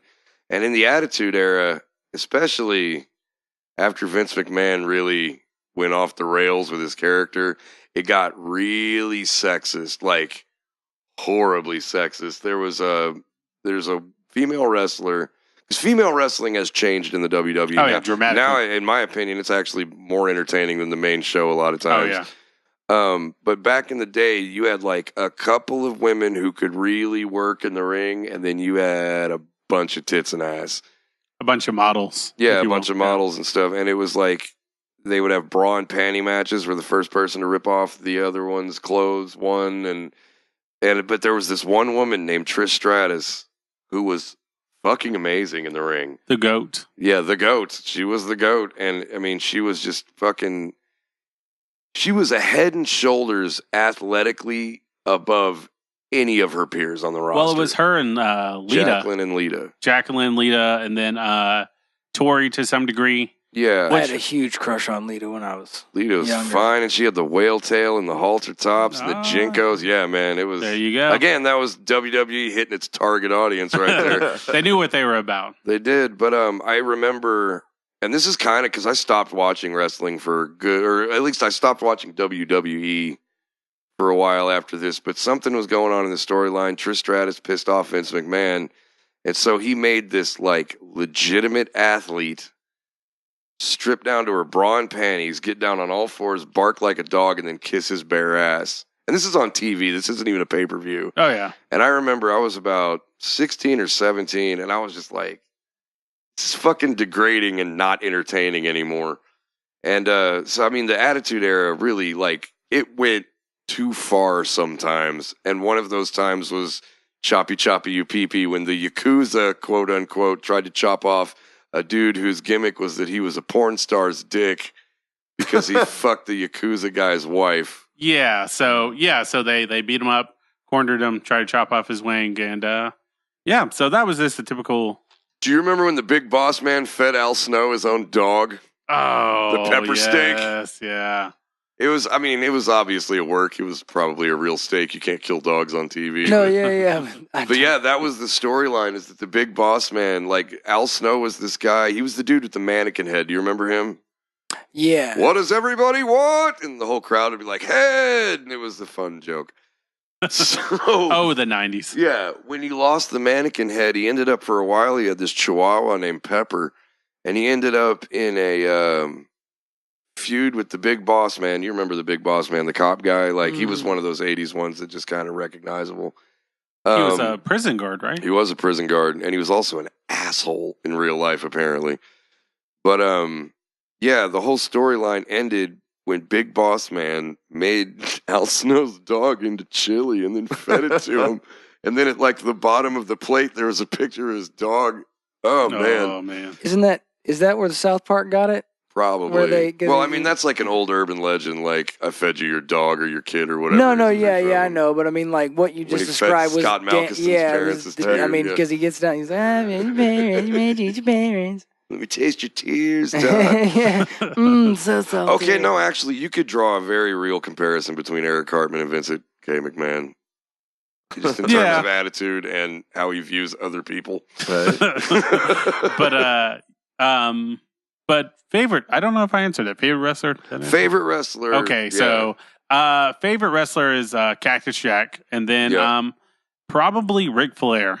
Yeah, woo! To be the man, you got to beat the man. Styling and profiling. Jet plane flying and limousine riding. Yeah, there you go. So, yeah, just those two. And which, if you haven't, by the way, you need to check out that Ric Flair documentary. The 30 for 30. Yeah, 30 for 30. Yeah, because even if you're not a wrestling fan, it's just a really good documentary. Yeah. So I definitely recommend that. Also, you said Cactus Jack. Mick Foley, believe it or not, is a New York Times #1 bestseller a few times over at this point. 4, I believe. Yeah, but his first book was called Have a Nice Day. And I recommend this book to anybody, whether you're a wrestling fan, whether you're not a wrestling fan. It's written by him, not a ghostwriter. Mm-hmm. So you definitely get a sense of his own voice on it. And, like, it's got so much backstage information about how the business is run. It's got so much information on, like, what a wrestler actually goes through to entertain an audience. Mm-hmm. And like I said, whether you're a wrestling fan or not, it is a highly entertaining read, and I very much recommend it. It's Have a Nice Day by Mick Foley. That was one of those books that, like, I read it when it came out, so I was, like, 15, and I still have it in my library, and every couple of years I still pull it out and I read it. It's a great, great book. With your tobacco pipe? With my tobacco pipe. There you go. Tobacco. Wacko tobacco. Wacko tobacco. A devil's lettuce. So, okay. So Cactus Jack and Ric Flair. Yeah. Those are very good answers. Well, thank you. Thanks, Dad. Who's your favorite indie guy, though? Favorite indie guy. So, you mentioned, before the show, you mentioned Colt Cabana. Yeah, I do. I love Colt Cabana. Probably Colt Cabana or Scotty Goldman. Scotty Goldman, as he was known in the WWE for the 10 minutes he was in the WWE. And then he was also on MTV did that wrestling show, Wrestling Society X. Yeah. And he was Matt something. I don't remember. But Colt Cabana is what he's known as.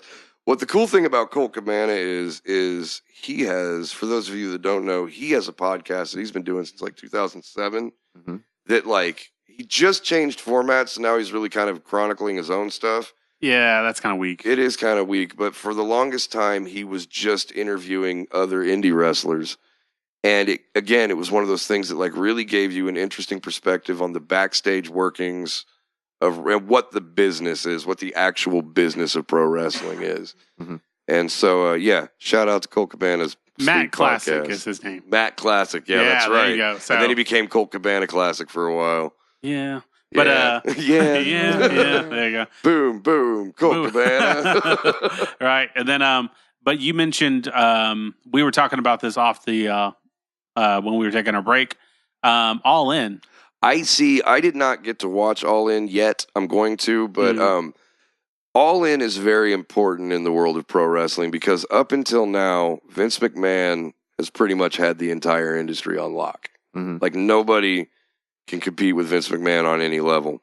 And while All In can't compete necessarily with WWE on the same level, what they were trying to achieve was a show that was as big and well produced as a WWE show, just to kind of prove that they could. It was a 20,000 seat, correct? Yes, 20,000 seats. Why don't you tell everybody what All In actually was and why it was so important to what's going on in wrestling right now? Okay, so All In was essentially started and funded by Cody Rhodes, who is the son of the American Dream, Dusty Rhodes. Dusty Rhodes, baby. You gonna know Dusty Rhodes? Go home and ask your grandma about Dusty Rhodes. She'll invite you to Thanksgiving for not knowing who I am, baby. Love Dusty Rhodes. He'll be here all night. No, and then these two guys named the Young Bucks, which Nick and Matt Jackson, who are one of the more successful indie tag teams. Indie meaning indie style, pro wrestling. Or non-WWE. There's a handful of these guys that have actually built such a career for themselves in the indies where they don't really need WWE. And if they were to go to WWE, it would be on their own terms. Exactly. The Young Bucks are two of those guys. The Young Bucks, Cody Rhodes, Kenny Omega. Who is possibly one of the best indie wrestlers on the planet right now. In terms of like just how successful and he just puts on gold matches. You know what I mean? Yeah, and then so he has a series of matches with a gentleman named Okada. Okada's a bad motherfucker, y'all. Oh, he is the bad motherfucker. So they have a series of 7-star matches, which Dave Meltzer, who is a wrestling journalist. And also kind of nuts. Also a crazy person. He rates wrestling matches. So he rated all 3 of the Okada Omega matches 7 stars, which is a accolade. Out of 5. Yeah, because it's typically a 5-star match is the best you can do.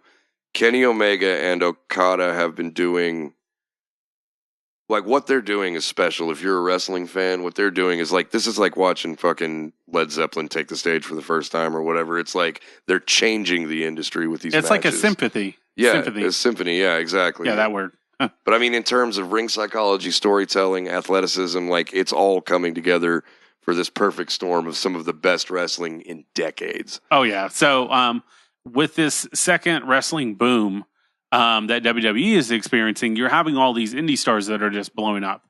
Yeah. So Cody Rhodes and the Young Bucks, they started All In, which is they sold out the Rogers Stadium, was it? Yes. So 20,000 seats there. And that's unheard of. For an indie show to try and sell 20,000 seats is fucking insane. So they had all the stars. They had Patron El Zero, who wrestled this incredible quality match against Kenny Omega. But essentially, before we get into the actual card, like what essentially happened is 2 major promotions. There's a major American promotion called Ring of Honor, which is, I mean, in terms of popularity, they're probably pretty close to WWE. In terms of like production value and like attendance and things like that, they're very far removed from something like WWE. And then there's New Japan Pro Wrestling, which is based out of Japan, but they're a worldwide company. And while they sell out Tokyo Dome and shit for Wrestle Kingdom. All the time, yeah. So, I mean, they kind of bring more of the spectacle to it. And then when you mix, and what they've done is they've basically merged under the umbrella of Cody Rhodes and the Young Bucks, right, to provide this like massive super card. Mm-hmm. Yeah, so essentially it was just like a super band, if you will, like when you have known members from different bands, they come together, they form one super band. New Japan Pro Wrestling and Ring of Honor have come together to make this awesome card, All In. And it had the who's who of indie stars at the time. So I mean it's just wonderful because if you want something that's not WWE, Ring of Honor, New Japan Pro Wrestling is the way to go because then you can see actual wrestling without all the bullshit, if you will. Yeah, there's a massive difference in the product between indie wrestling and what WWE is. WWE is a very specific style of wrestling show. And the indies tend to concentrate more on skill because they don't have all the flash typically. Building story, there's something called ring psychology, which is way too deep for me to get into, but it's incredibly important. That's to for how, the next installment. But to how a fan perceives a match, ring psychology is key. And so these groups get to focus more on what is fundamentally pro wrestling rather than all of the glitz and glamour and confetti and lasers and shit. And that's not to take anything away. WWE does glitz, glamour, confetti, and lasers better than anybody else. But as Jesse was saying, like the indie provides a little bit more variety in the style of wrestling that you're going to get from match to match. Well, I always look at it like I had mentioned earlier in the podcast, is that a good indie show is like a good local show. Yeah. Is that, you go there, you pay, $5-10, whatever it is, to go see, a band or a wrestler really hone the craft. Yes. And really and it's pure. And it's pure in the way that, you're seeing them try new things, or try new songs, try new moves, and it's unfolding. And when they nail it, it's awesome. When they don't, hey, better luck next time. But with WWE, that's kind of like if you're seeing the Led Zeppelins, that's the stadium band. The stadium band. What they have, WWE has this whole thing called the Performance Center that's linked with them. And the cool thing about the Performance Center is these guys are learning, they're getting a top-notch education in pro wrestling, right? Like, because you got the best of the best in terms of the actual, like, industry training these guys. The downside to that is everybody kind of comes out the same. Right. Because it's like a factory. Right. And with the indies, you're getting to see a lot more personal expression. You're getting to see a lot more of the artist working on his art rather than just performing for a crowd. You know what I mean? Sure. Because kind of more in the same way like MMA is multi-genre, like, multi-discipline kind of thing. So you're getting to see the different styles of wrestling go together as opposed to everybody kind of wrestling the same way. And exactly. Okay. Well, and also they're building what's called a character or their gimmick. Yeah. So a character or gimmick is kind of like you would have a character in a movie or TV show.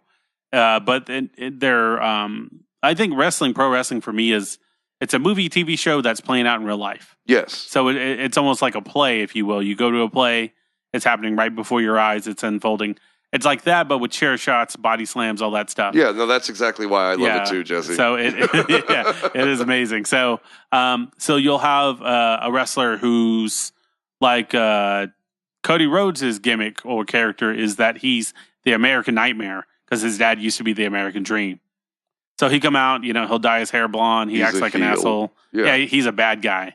The Young Bucks, their whole thing is, they're posing with their what's that pose they do? The Dragon Ball Z, like the merger pose. Yeah, the fusion dance. The fusion dance. Yeah, thank you. Yeah. They do But and I mean, like the Young Bucks, they're brothers. What they are, I call them spot monkeys. And what these guys are really good at is they may not have the best fundamental mat skills and traditional wrestling skills, but they do all the flippy shit. Mm-hmm. All the flippy shit. Yeah, they do lots of flippies. They do super kicks like a motherfucker. The super kick used to be a finishing maneuver, and now because of the Young Bucks, you can just kick the piss out of anybody whenever you want. Yeah, super kick parties. And but what they are more than anything is just incredibly entertaining and very talented. Extremely talented. And then you have Kenny Omega, who is kind of a master of wrestling. Yeah, honestly. He's the cleaner. He's got the Terminator 2 gimmick. Yeah. Which he's kind of the leather jacket and the aviators, and he's just a badass. Gotcha. Points at stuff. Yeah. I'll be back. Yeah, points at stuff. And these guys at one point, there's a faction that was assembled in New Japan years ago under a completely different roster called the Bullet Club.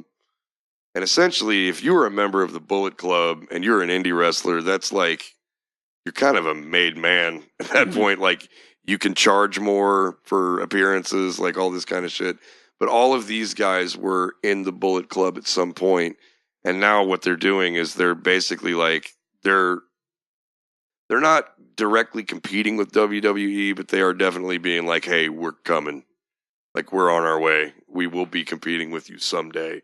And so, I mean, in the end, like I said, for the last 30 years, Vince McMahon has had a complete monopoly on pro wrestling. And for these indie groups to come together and do what they're doing is kind of a big deal if you're a fan. Absolutely. So you watched it. I haven't seen it yet. What did you think? I thought it was great. I mean, if you want to see pro wrestling how it's supposed to be, you watch All In. And it's the match that I recommend is the Kenny Omega and Patron El Zero. Because that match is just, it's spot heavy, it tells its story, and it's really it just really draws you in. Then the matches with the Young Bucks, and I forgot the gentleman's name that's with them, the Rainmaker. Can't remember his name. They had a match with Rey Mysterio, and I'm spacing on the names. But good match. Yeah, good match regardless. And then the ending or the main event was fuck. Here I am on the spot. You blew the whole spot, man. I I haven't seen it yet. I can't bail you out here. Oh fuck. Well, I'm spacing now. So anyway, All In. But first off, did they sell out? They did. They did sold sell out 20,000. Okay, that's awesome. And then, What year was All In? Like, what year? Did this happened like a week ago. Yeah, this was. this is like super recent. September This is 1st. like one of the biggest things going on in wrestling right Gotcha. now. Okay, cool. In terms of like the entire thing, and WWE, it was. I like the fact that they kind of put WWE on notice. That was They're like, fucking awesome. It's possible to do this. Well, and Chris Jericho, we referenced him earlier. Yeah. He came out at the end and attacked Kenny Omega. And they had, when Chris Jericho first left WWE, he went over to New Japan Pro Wrestling. And nobody saw that coming. They kept that secret very, very well. And he had a high quality match with Kenny Omega. Yes, he did. So Kenny Omega is the heavyweight champion of New Japan Pro Wrestling. He's their heavyweight champion. And so what we're going to have, a rumor, if you will, is that they're going to be feuding over the New Japan heavyweight title. Is Chris Jericho still the Intercontinental Champion? I believe so. Interesting. Yeah. It'd be weird to have a New Japan double champion that's a gaijin. Well, he was the undisputed champion, if you remember. I do remember, but a while ago. Anyway, so All In, everybody, you should check that out. It was like, if you're a wrestling fan, or if you're not a wrestling fan but you're looking to get into it, that's a really good example of like what else is out there besides WWE. So who comes up with the storylines? Like, how do so WWE, does that all get run through Vince McMahon? Oh yeah. Okay, so so then who in the indies? Who comes up? Who decides? Like, you're going to win? Well, you're with the WWE, they have a writing staff. Yeah, they have that a writes the creative show. team. Yeah, and sure, but great. somebody's going to it's going to be run through somebody. Well, Yes. if you have pull, or you're like a Triple H, or you're a Roman Reigns, or kind of a more known name, you can kind of say yay or nay on what you want to, if you want to lose or not. So you have some pull, so you can say, well, no, I'm not going to lose, or yeah, I'm going to lose, or this is the way I'm going to lose. But wouldn't you just always win? No, because that would ruin your storyline, and eventually the fans would grow tired of you. Like, your act would get stale, and they'd stop buying your shit. Mm-hmm. And then eventually, like, once you hit that level, then the office is going to be like, well, pal, you're no longer famous. Right. We're going to put it on this giant guy. He's dressed like a razorback boar. Which Kane became the mayor of... He did. The Big Red Machine Kane recently became the mayor of Knoxville. Congratulations. Yeah, there you go. Glenn Jacobs. Yeah, right. So from the horror movie See No Evil. Right? Great movie, by the way. The second one was good.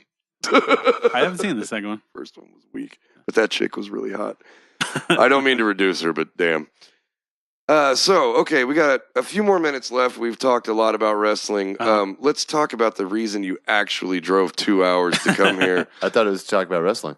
I mean, that was most of it, but you had other stuff on your agenda, I think. So, just shifting gears here. A little bit about me. I run a booking company. What's it called? It's called WhiteDeer Entertainment. How'd you get that name? Well, my last name is WhiteDeer, and How'd you get that last name? Right? Long story. It sounds made up like a wrestling name. It is made up. I think it's my wrestling. Jesse WhiteDeer would be a sweet ass wrestling name.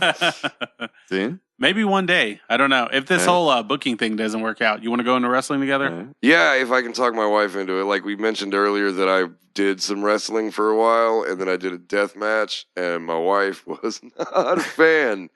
She was like, I have never seen picking thumbtacks out of your back. Picking thumbtacks. She said the thing that clenched it was I took a chair shot to the head that clipped me in the forehead, and the dude like really laid it on. Like he smoked me in the head with a fucking chair. And she's like, your neck did a thing. Like, I don't ever want to see your neck do that thing again. Right.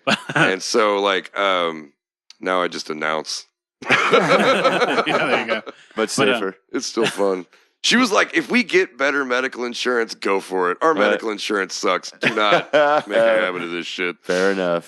Fair enough. We have a small child. Kill yourself when he's a teenager. Right. No, but so I do a thing called WhiteDeer Entertainment. And I book shows around the 80 area. So hit me up on Facebook, which is WhiteDeer Entertainment. White like the or white like the color, deer like the animal, and then entertainment. It's just me. So you'll get quality assurance. I guarantee you. That's true. You're very hands-on. You just ran AdaFest. Well, along with other people. So fuck them. They're not here.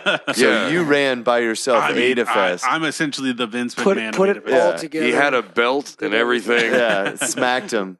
No, but, and they cowered before you. But it was a big deal, right? Because you had you had some national artists, right? And, Cody Canada and The Departed. So as national as it gets. Okay. Yeah. No, I've heard of them. I didn't watch it. Sorry. But sorry, Cody Canada. So hands-on. That would fall under not my scene. Yeah, there you go. Enough, yeah. But no, so AdaFest is the brainchild of HMA, which is Happy Land Music Alliance, which is another booking company in Ada. And my good friend David Piercy brought me on a few years ago, 2 years ago actually, with another really good friend of mine, John Bondboy. So essentially, the whole reason I book, the whole reason I do any of that stuff is I'm basically a child of those two gentlemen. If they were to have homosexual sex and produce a child. Right on. That would be a feat in and of itself. Yeah, there you go. So shout out to David Piercy. Petri dish. John Bondboy. You guys won. So you are the miracle of science. Miracle of science. Yeah. So, but it's Jay WhiteDeer on Instagram and Jesse WhiteDeer on Facebook. MySpace. And MySpace. Yeah, there you go. And then how much time we got? We got about 7, 8, 9. Okay, well, just talk. Okay. So, not super strict. Yeah, there you go. So, but I have worked with Craig's band, STD. Shout out to STD. Silver Tongue Devil for those not in the know. Ooh, I haven't worked with Carrek's band because he hates me. I don't hate you. We lost our stars. singer. We're not fucking rock stars. I know. Mainly it's the young guitar player. He's got the biggest ego. Garrett? I think so. Yeah, we won't refer to him. But that's not his shoot name. But one day, hopefully by the time this airs, Diesel Beast will be playing in Ada. That is the plan, yes. Because you guys would kill, because you guys are awesome. Thank you. STD is awesome. This whole Denton scene and Dallas scene is awesome. So shout out. We have fun. Yeah, there you go. So shout out to Space Ape. Did we scare off too many people when we played at the youth center last time? Because we played at a youth center. Yeah, it was awesome. We went there with Combat and Monogamizer. Really? Yeah, and it was supposed to be at Sessions. But they couldn't get their liquor license sorted out, so they had to move it just down the street, like a couple blocks away. And but it was a youth center. It was there was not any complaints, but everyone was not a complaint per se, but everyone was like, "Hey, I could hear that from like 4 blocks away. That was awesome." You're welcome. What was that? Yeah, that's all I got to say. Exactly. So everyone heard your mother sucks cocks in hell. I was just thinking that an entire neighborhood heard Craig just, "Your mother sucks cocks in hell." No, but just to touch on what Craig said, there is a bar in Ada called Sessions Ale House. Which is owned and operated by Casey Howard of Our Mother's Martyr fame. Shout out to Casey. Shout out to Casey. He wrote a book. He's writing a children's book. He's a man of many talents, So wears many hats. So may Lucifer praise him. Do you know what the name of the kid's book is? Satan. I don't. Satan loves I think children. it's just their lyrics. that he couldn't book for that you can read. I would like read nursery that. rhymes. I'd read that to my kid. Right? But so Casey owns and operates that bar with his drummer Austin Fisher. So, and it's the coolest bar in Ada. It really is. Shout out to And Sessions. Shout There out you to go. Sessions. Yeah, there you go. Well, hopefully the next time you have us there, we'll play at Sessions. That would be killer. Although we had, I'll play the youth center. I don't we give had a fuck. we had fun at the youth center. I'm At the not Grand sure View, yeah. how But the majority of Ada felt about us being there. But I'll go into real quick, if time permits, about the kind of origin, because I kind of wanted to tell the story because I think it's cool. If no one else does, then fuck you. If Yeah, no one else there it thinks is. this story is cool, Carrek will come and hit you in the head with Yes. That's true. a foreign object From the top of the rope. from the top rope. Yeah, there Just you go. because I like violence. By foreign object, you mean like an object made in China or like just like some random? Why can't it be both? Ooh, yeah, Right. why not both? I'll hit you with a Ming vase. Yeah, I believe those are called imports. All right. yeah, there you go. So, so I started doing, believe it or not, I started doing dance parties. Really? Yeah, so I did dance parties for like charity and stuff, and they were really like gimmicky, fucking flashback parties where it's like 80s night. Yeah. 80s, 90s, and yeah, and all that shit. Should So be like an industrial goth night. no, Should. I mean, if this doesn't work out, then I think people look best in latex. I'm just saying. But so I was doing that, not under the WhiteDeer Entertainment banner, just under my own fucking Jesse WhiteDeer. So those went okay. I find that I'm not a good dance scene promoter. I'm a better metal promoter, a music promoter in general. So That's a good thing. Yeah, I think so. That works in your favor. I'm glad I learned that. So, shifting gears, we went. A really good friend of mine named Brandon. He has like a yearly Halloween show, and he was needing some bands. And this was probably about 2-3 years ago. He was needing to fill some bands He was needing to book some bands at his show. And I suggested a band called No Love for Aphrodite, which, my good heard of friend. them. Yeah, well, you should. Yeah. I mean, haven't heard of them. the Fuck first. me. Yeah, there you go. That just sounds really familiar. I swear to God. The first incarnation was awful. Sorry, guys. Just being honest. Yeah, just being honest. Hot take by Jesse. So, my buddy Chris Tyson, who was their drummer, and he's an amazing bassist for the band. Oh fuck, spacing on their names. I don't know. Oh fuck. I would watch that band though. Yeah, there you go. sounds Is it O-H fuck or like O like in the Bible? Like Just a O. big like old like capital O, and then a fuck. diamond cutter in the middle. Fuck. No, so fuck, I can't remember his name. Whatever. Anyways, so or I can't remember their name rather. We're gonna call them Rocky Nuts and the Prostate Boys. Yeah. So he hit me up and he was like, "Hey, we're looking to have a show, whatever." So I patched his information over to Brandon. Brandon said yes. And then like 2-3 days before the show, I hit him up and I was like, "Hey, Chris and the guys, they need to know when they need to load in, blah, blah, blah." And he essentially was like, "Well, yeah, I already filled that slot."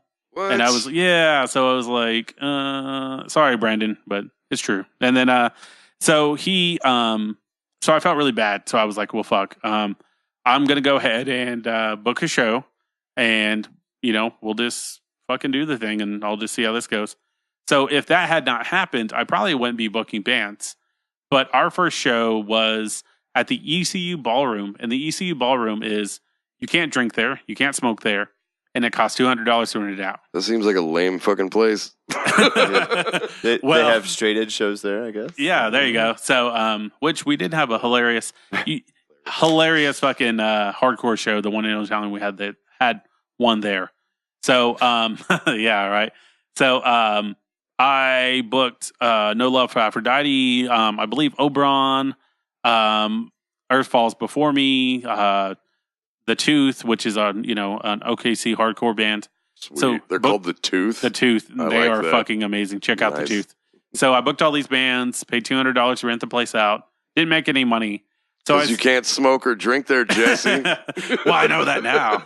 But I did that for the first 3 or 4 months, that I started, booking. So it was like periodically every 3 or 4 months, I would book a show there. We would do the thing, pay the bands, rinse, recycle, repeat. That's what I was looking Rinse, for. recycle, repeat. Yeah, that one. Yeah. So, And roughly how long have you been doing this? so I've been booking shows for about 3 years now, Okay. I want to say. So I hope that I'm good at it. Were you already booking for Oberon when I met you? Because the first night I met you, you were running their merch booth, I think. I was. Okay. So I don't. I help them get shows. I don't primarily book for them. Okay. Yeah. But they're really good about booking their own shows because, for one, they're awesome, and two, Oberon's accessible to anybody. Agreed. So your grandmother could like Oberon. My grandmother does like Oberon, actually. There you go. So, but yeah, so I started doing those shows, and then eventually I graduated to doing shows at the Elks Lodge. So as a result of that, I had the liberty of doing shows for Paul's Animal Shelter, which is a local animal shelter there in Ada.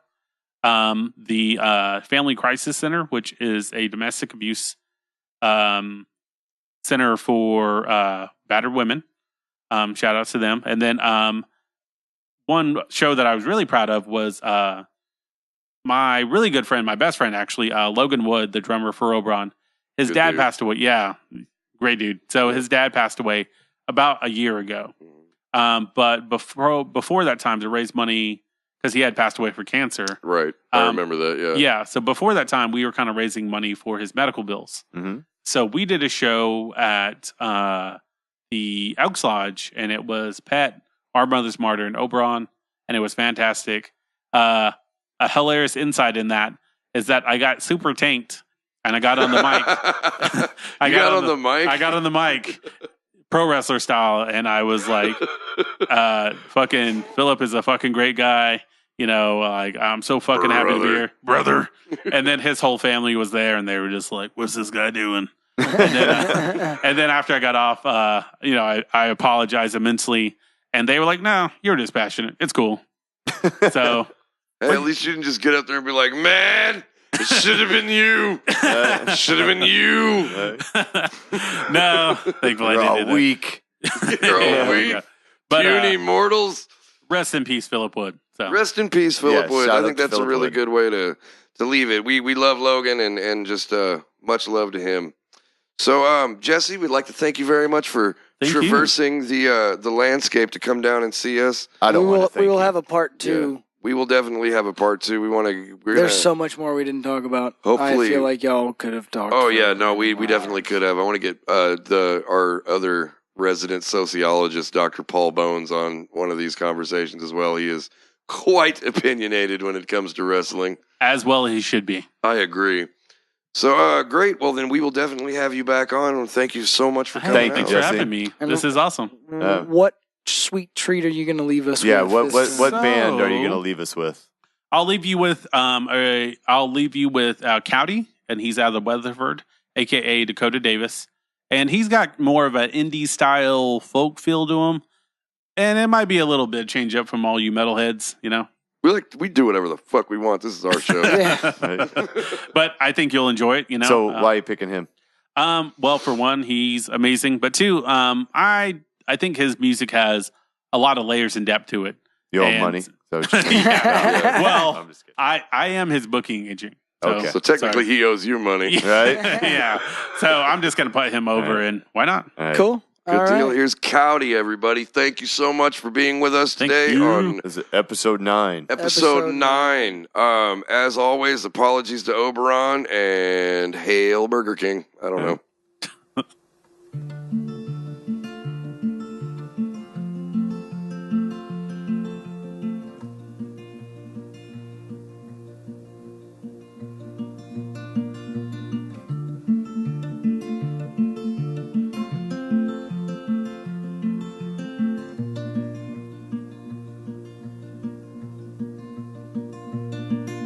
She'll find a lover on the long way down. Quiet on the others while she slowly drowns. Not long now, it's a long way down. It's a long way down. It's a long way down. In a fine smoky view, a crash on the avenue.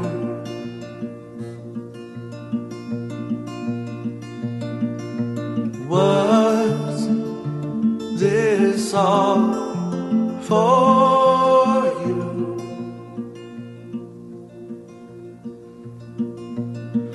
And I found my love under blue skies on a silent radio.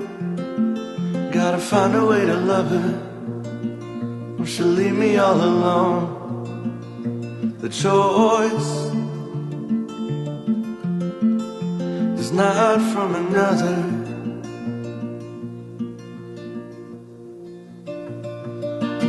It's a long way down. It's a long way down. It's a long way down. And it's a long way down. It's a long way down. It's a long way down. Watch her walk away.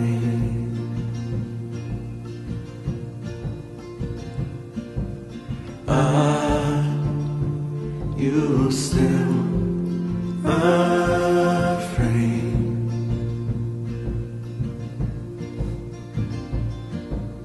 I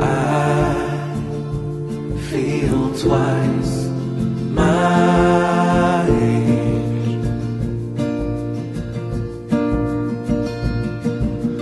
Watch her walk away.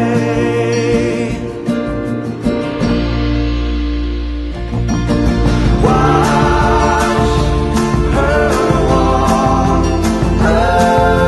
away.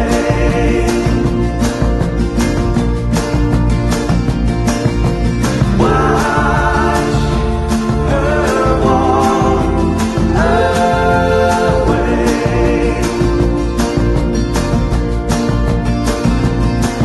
It's a long way down. It's a long way down. It's a long way down. And it's a long way down. It's a long way down. It's a long way down. And it's a long way down. It's a long way down. It's a long way down. It's a long way down. It's a long way down. It's a long way down.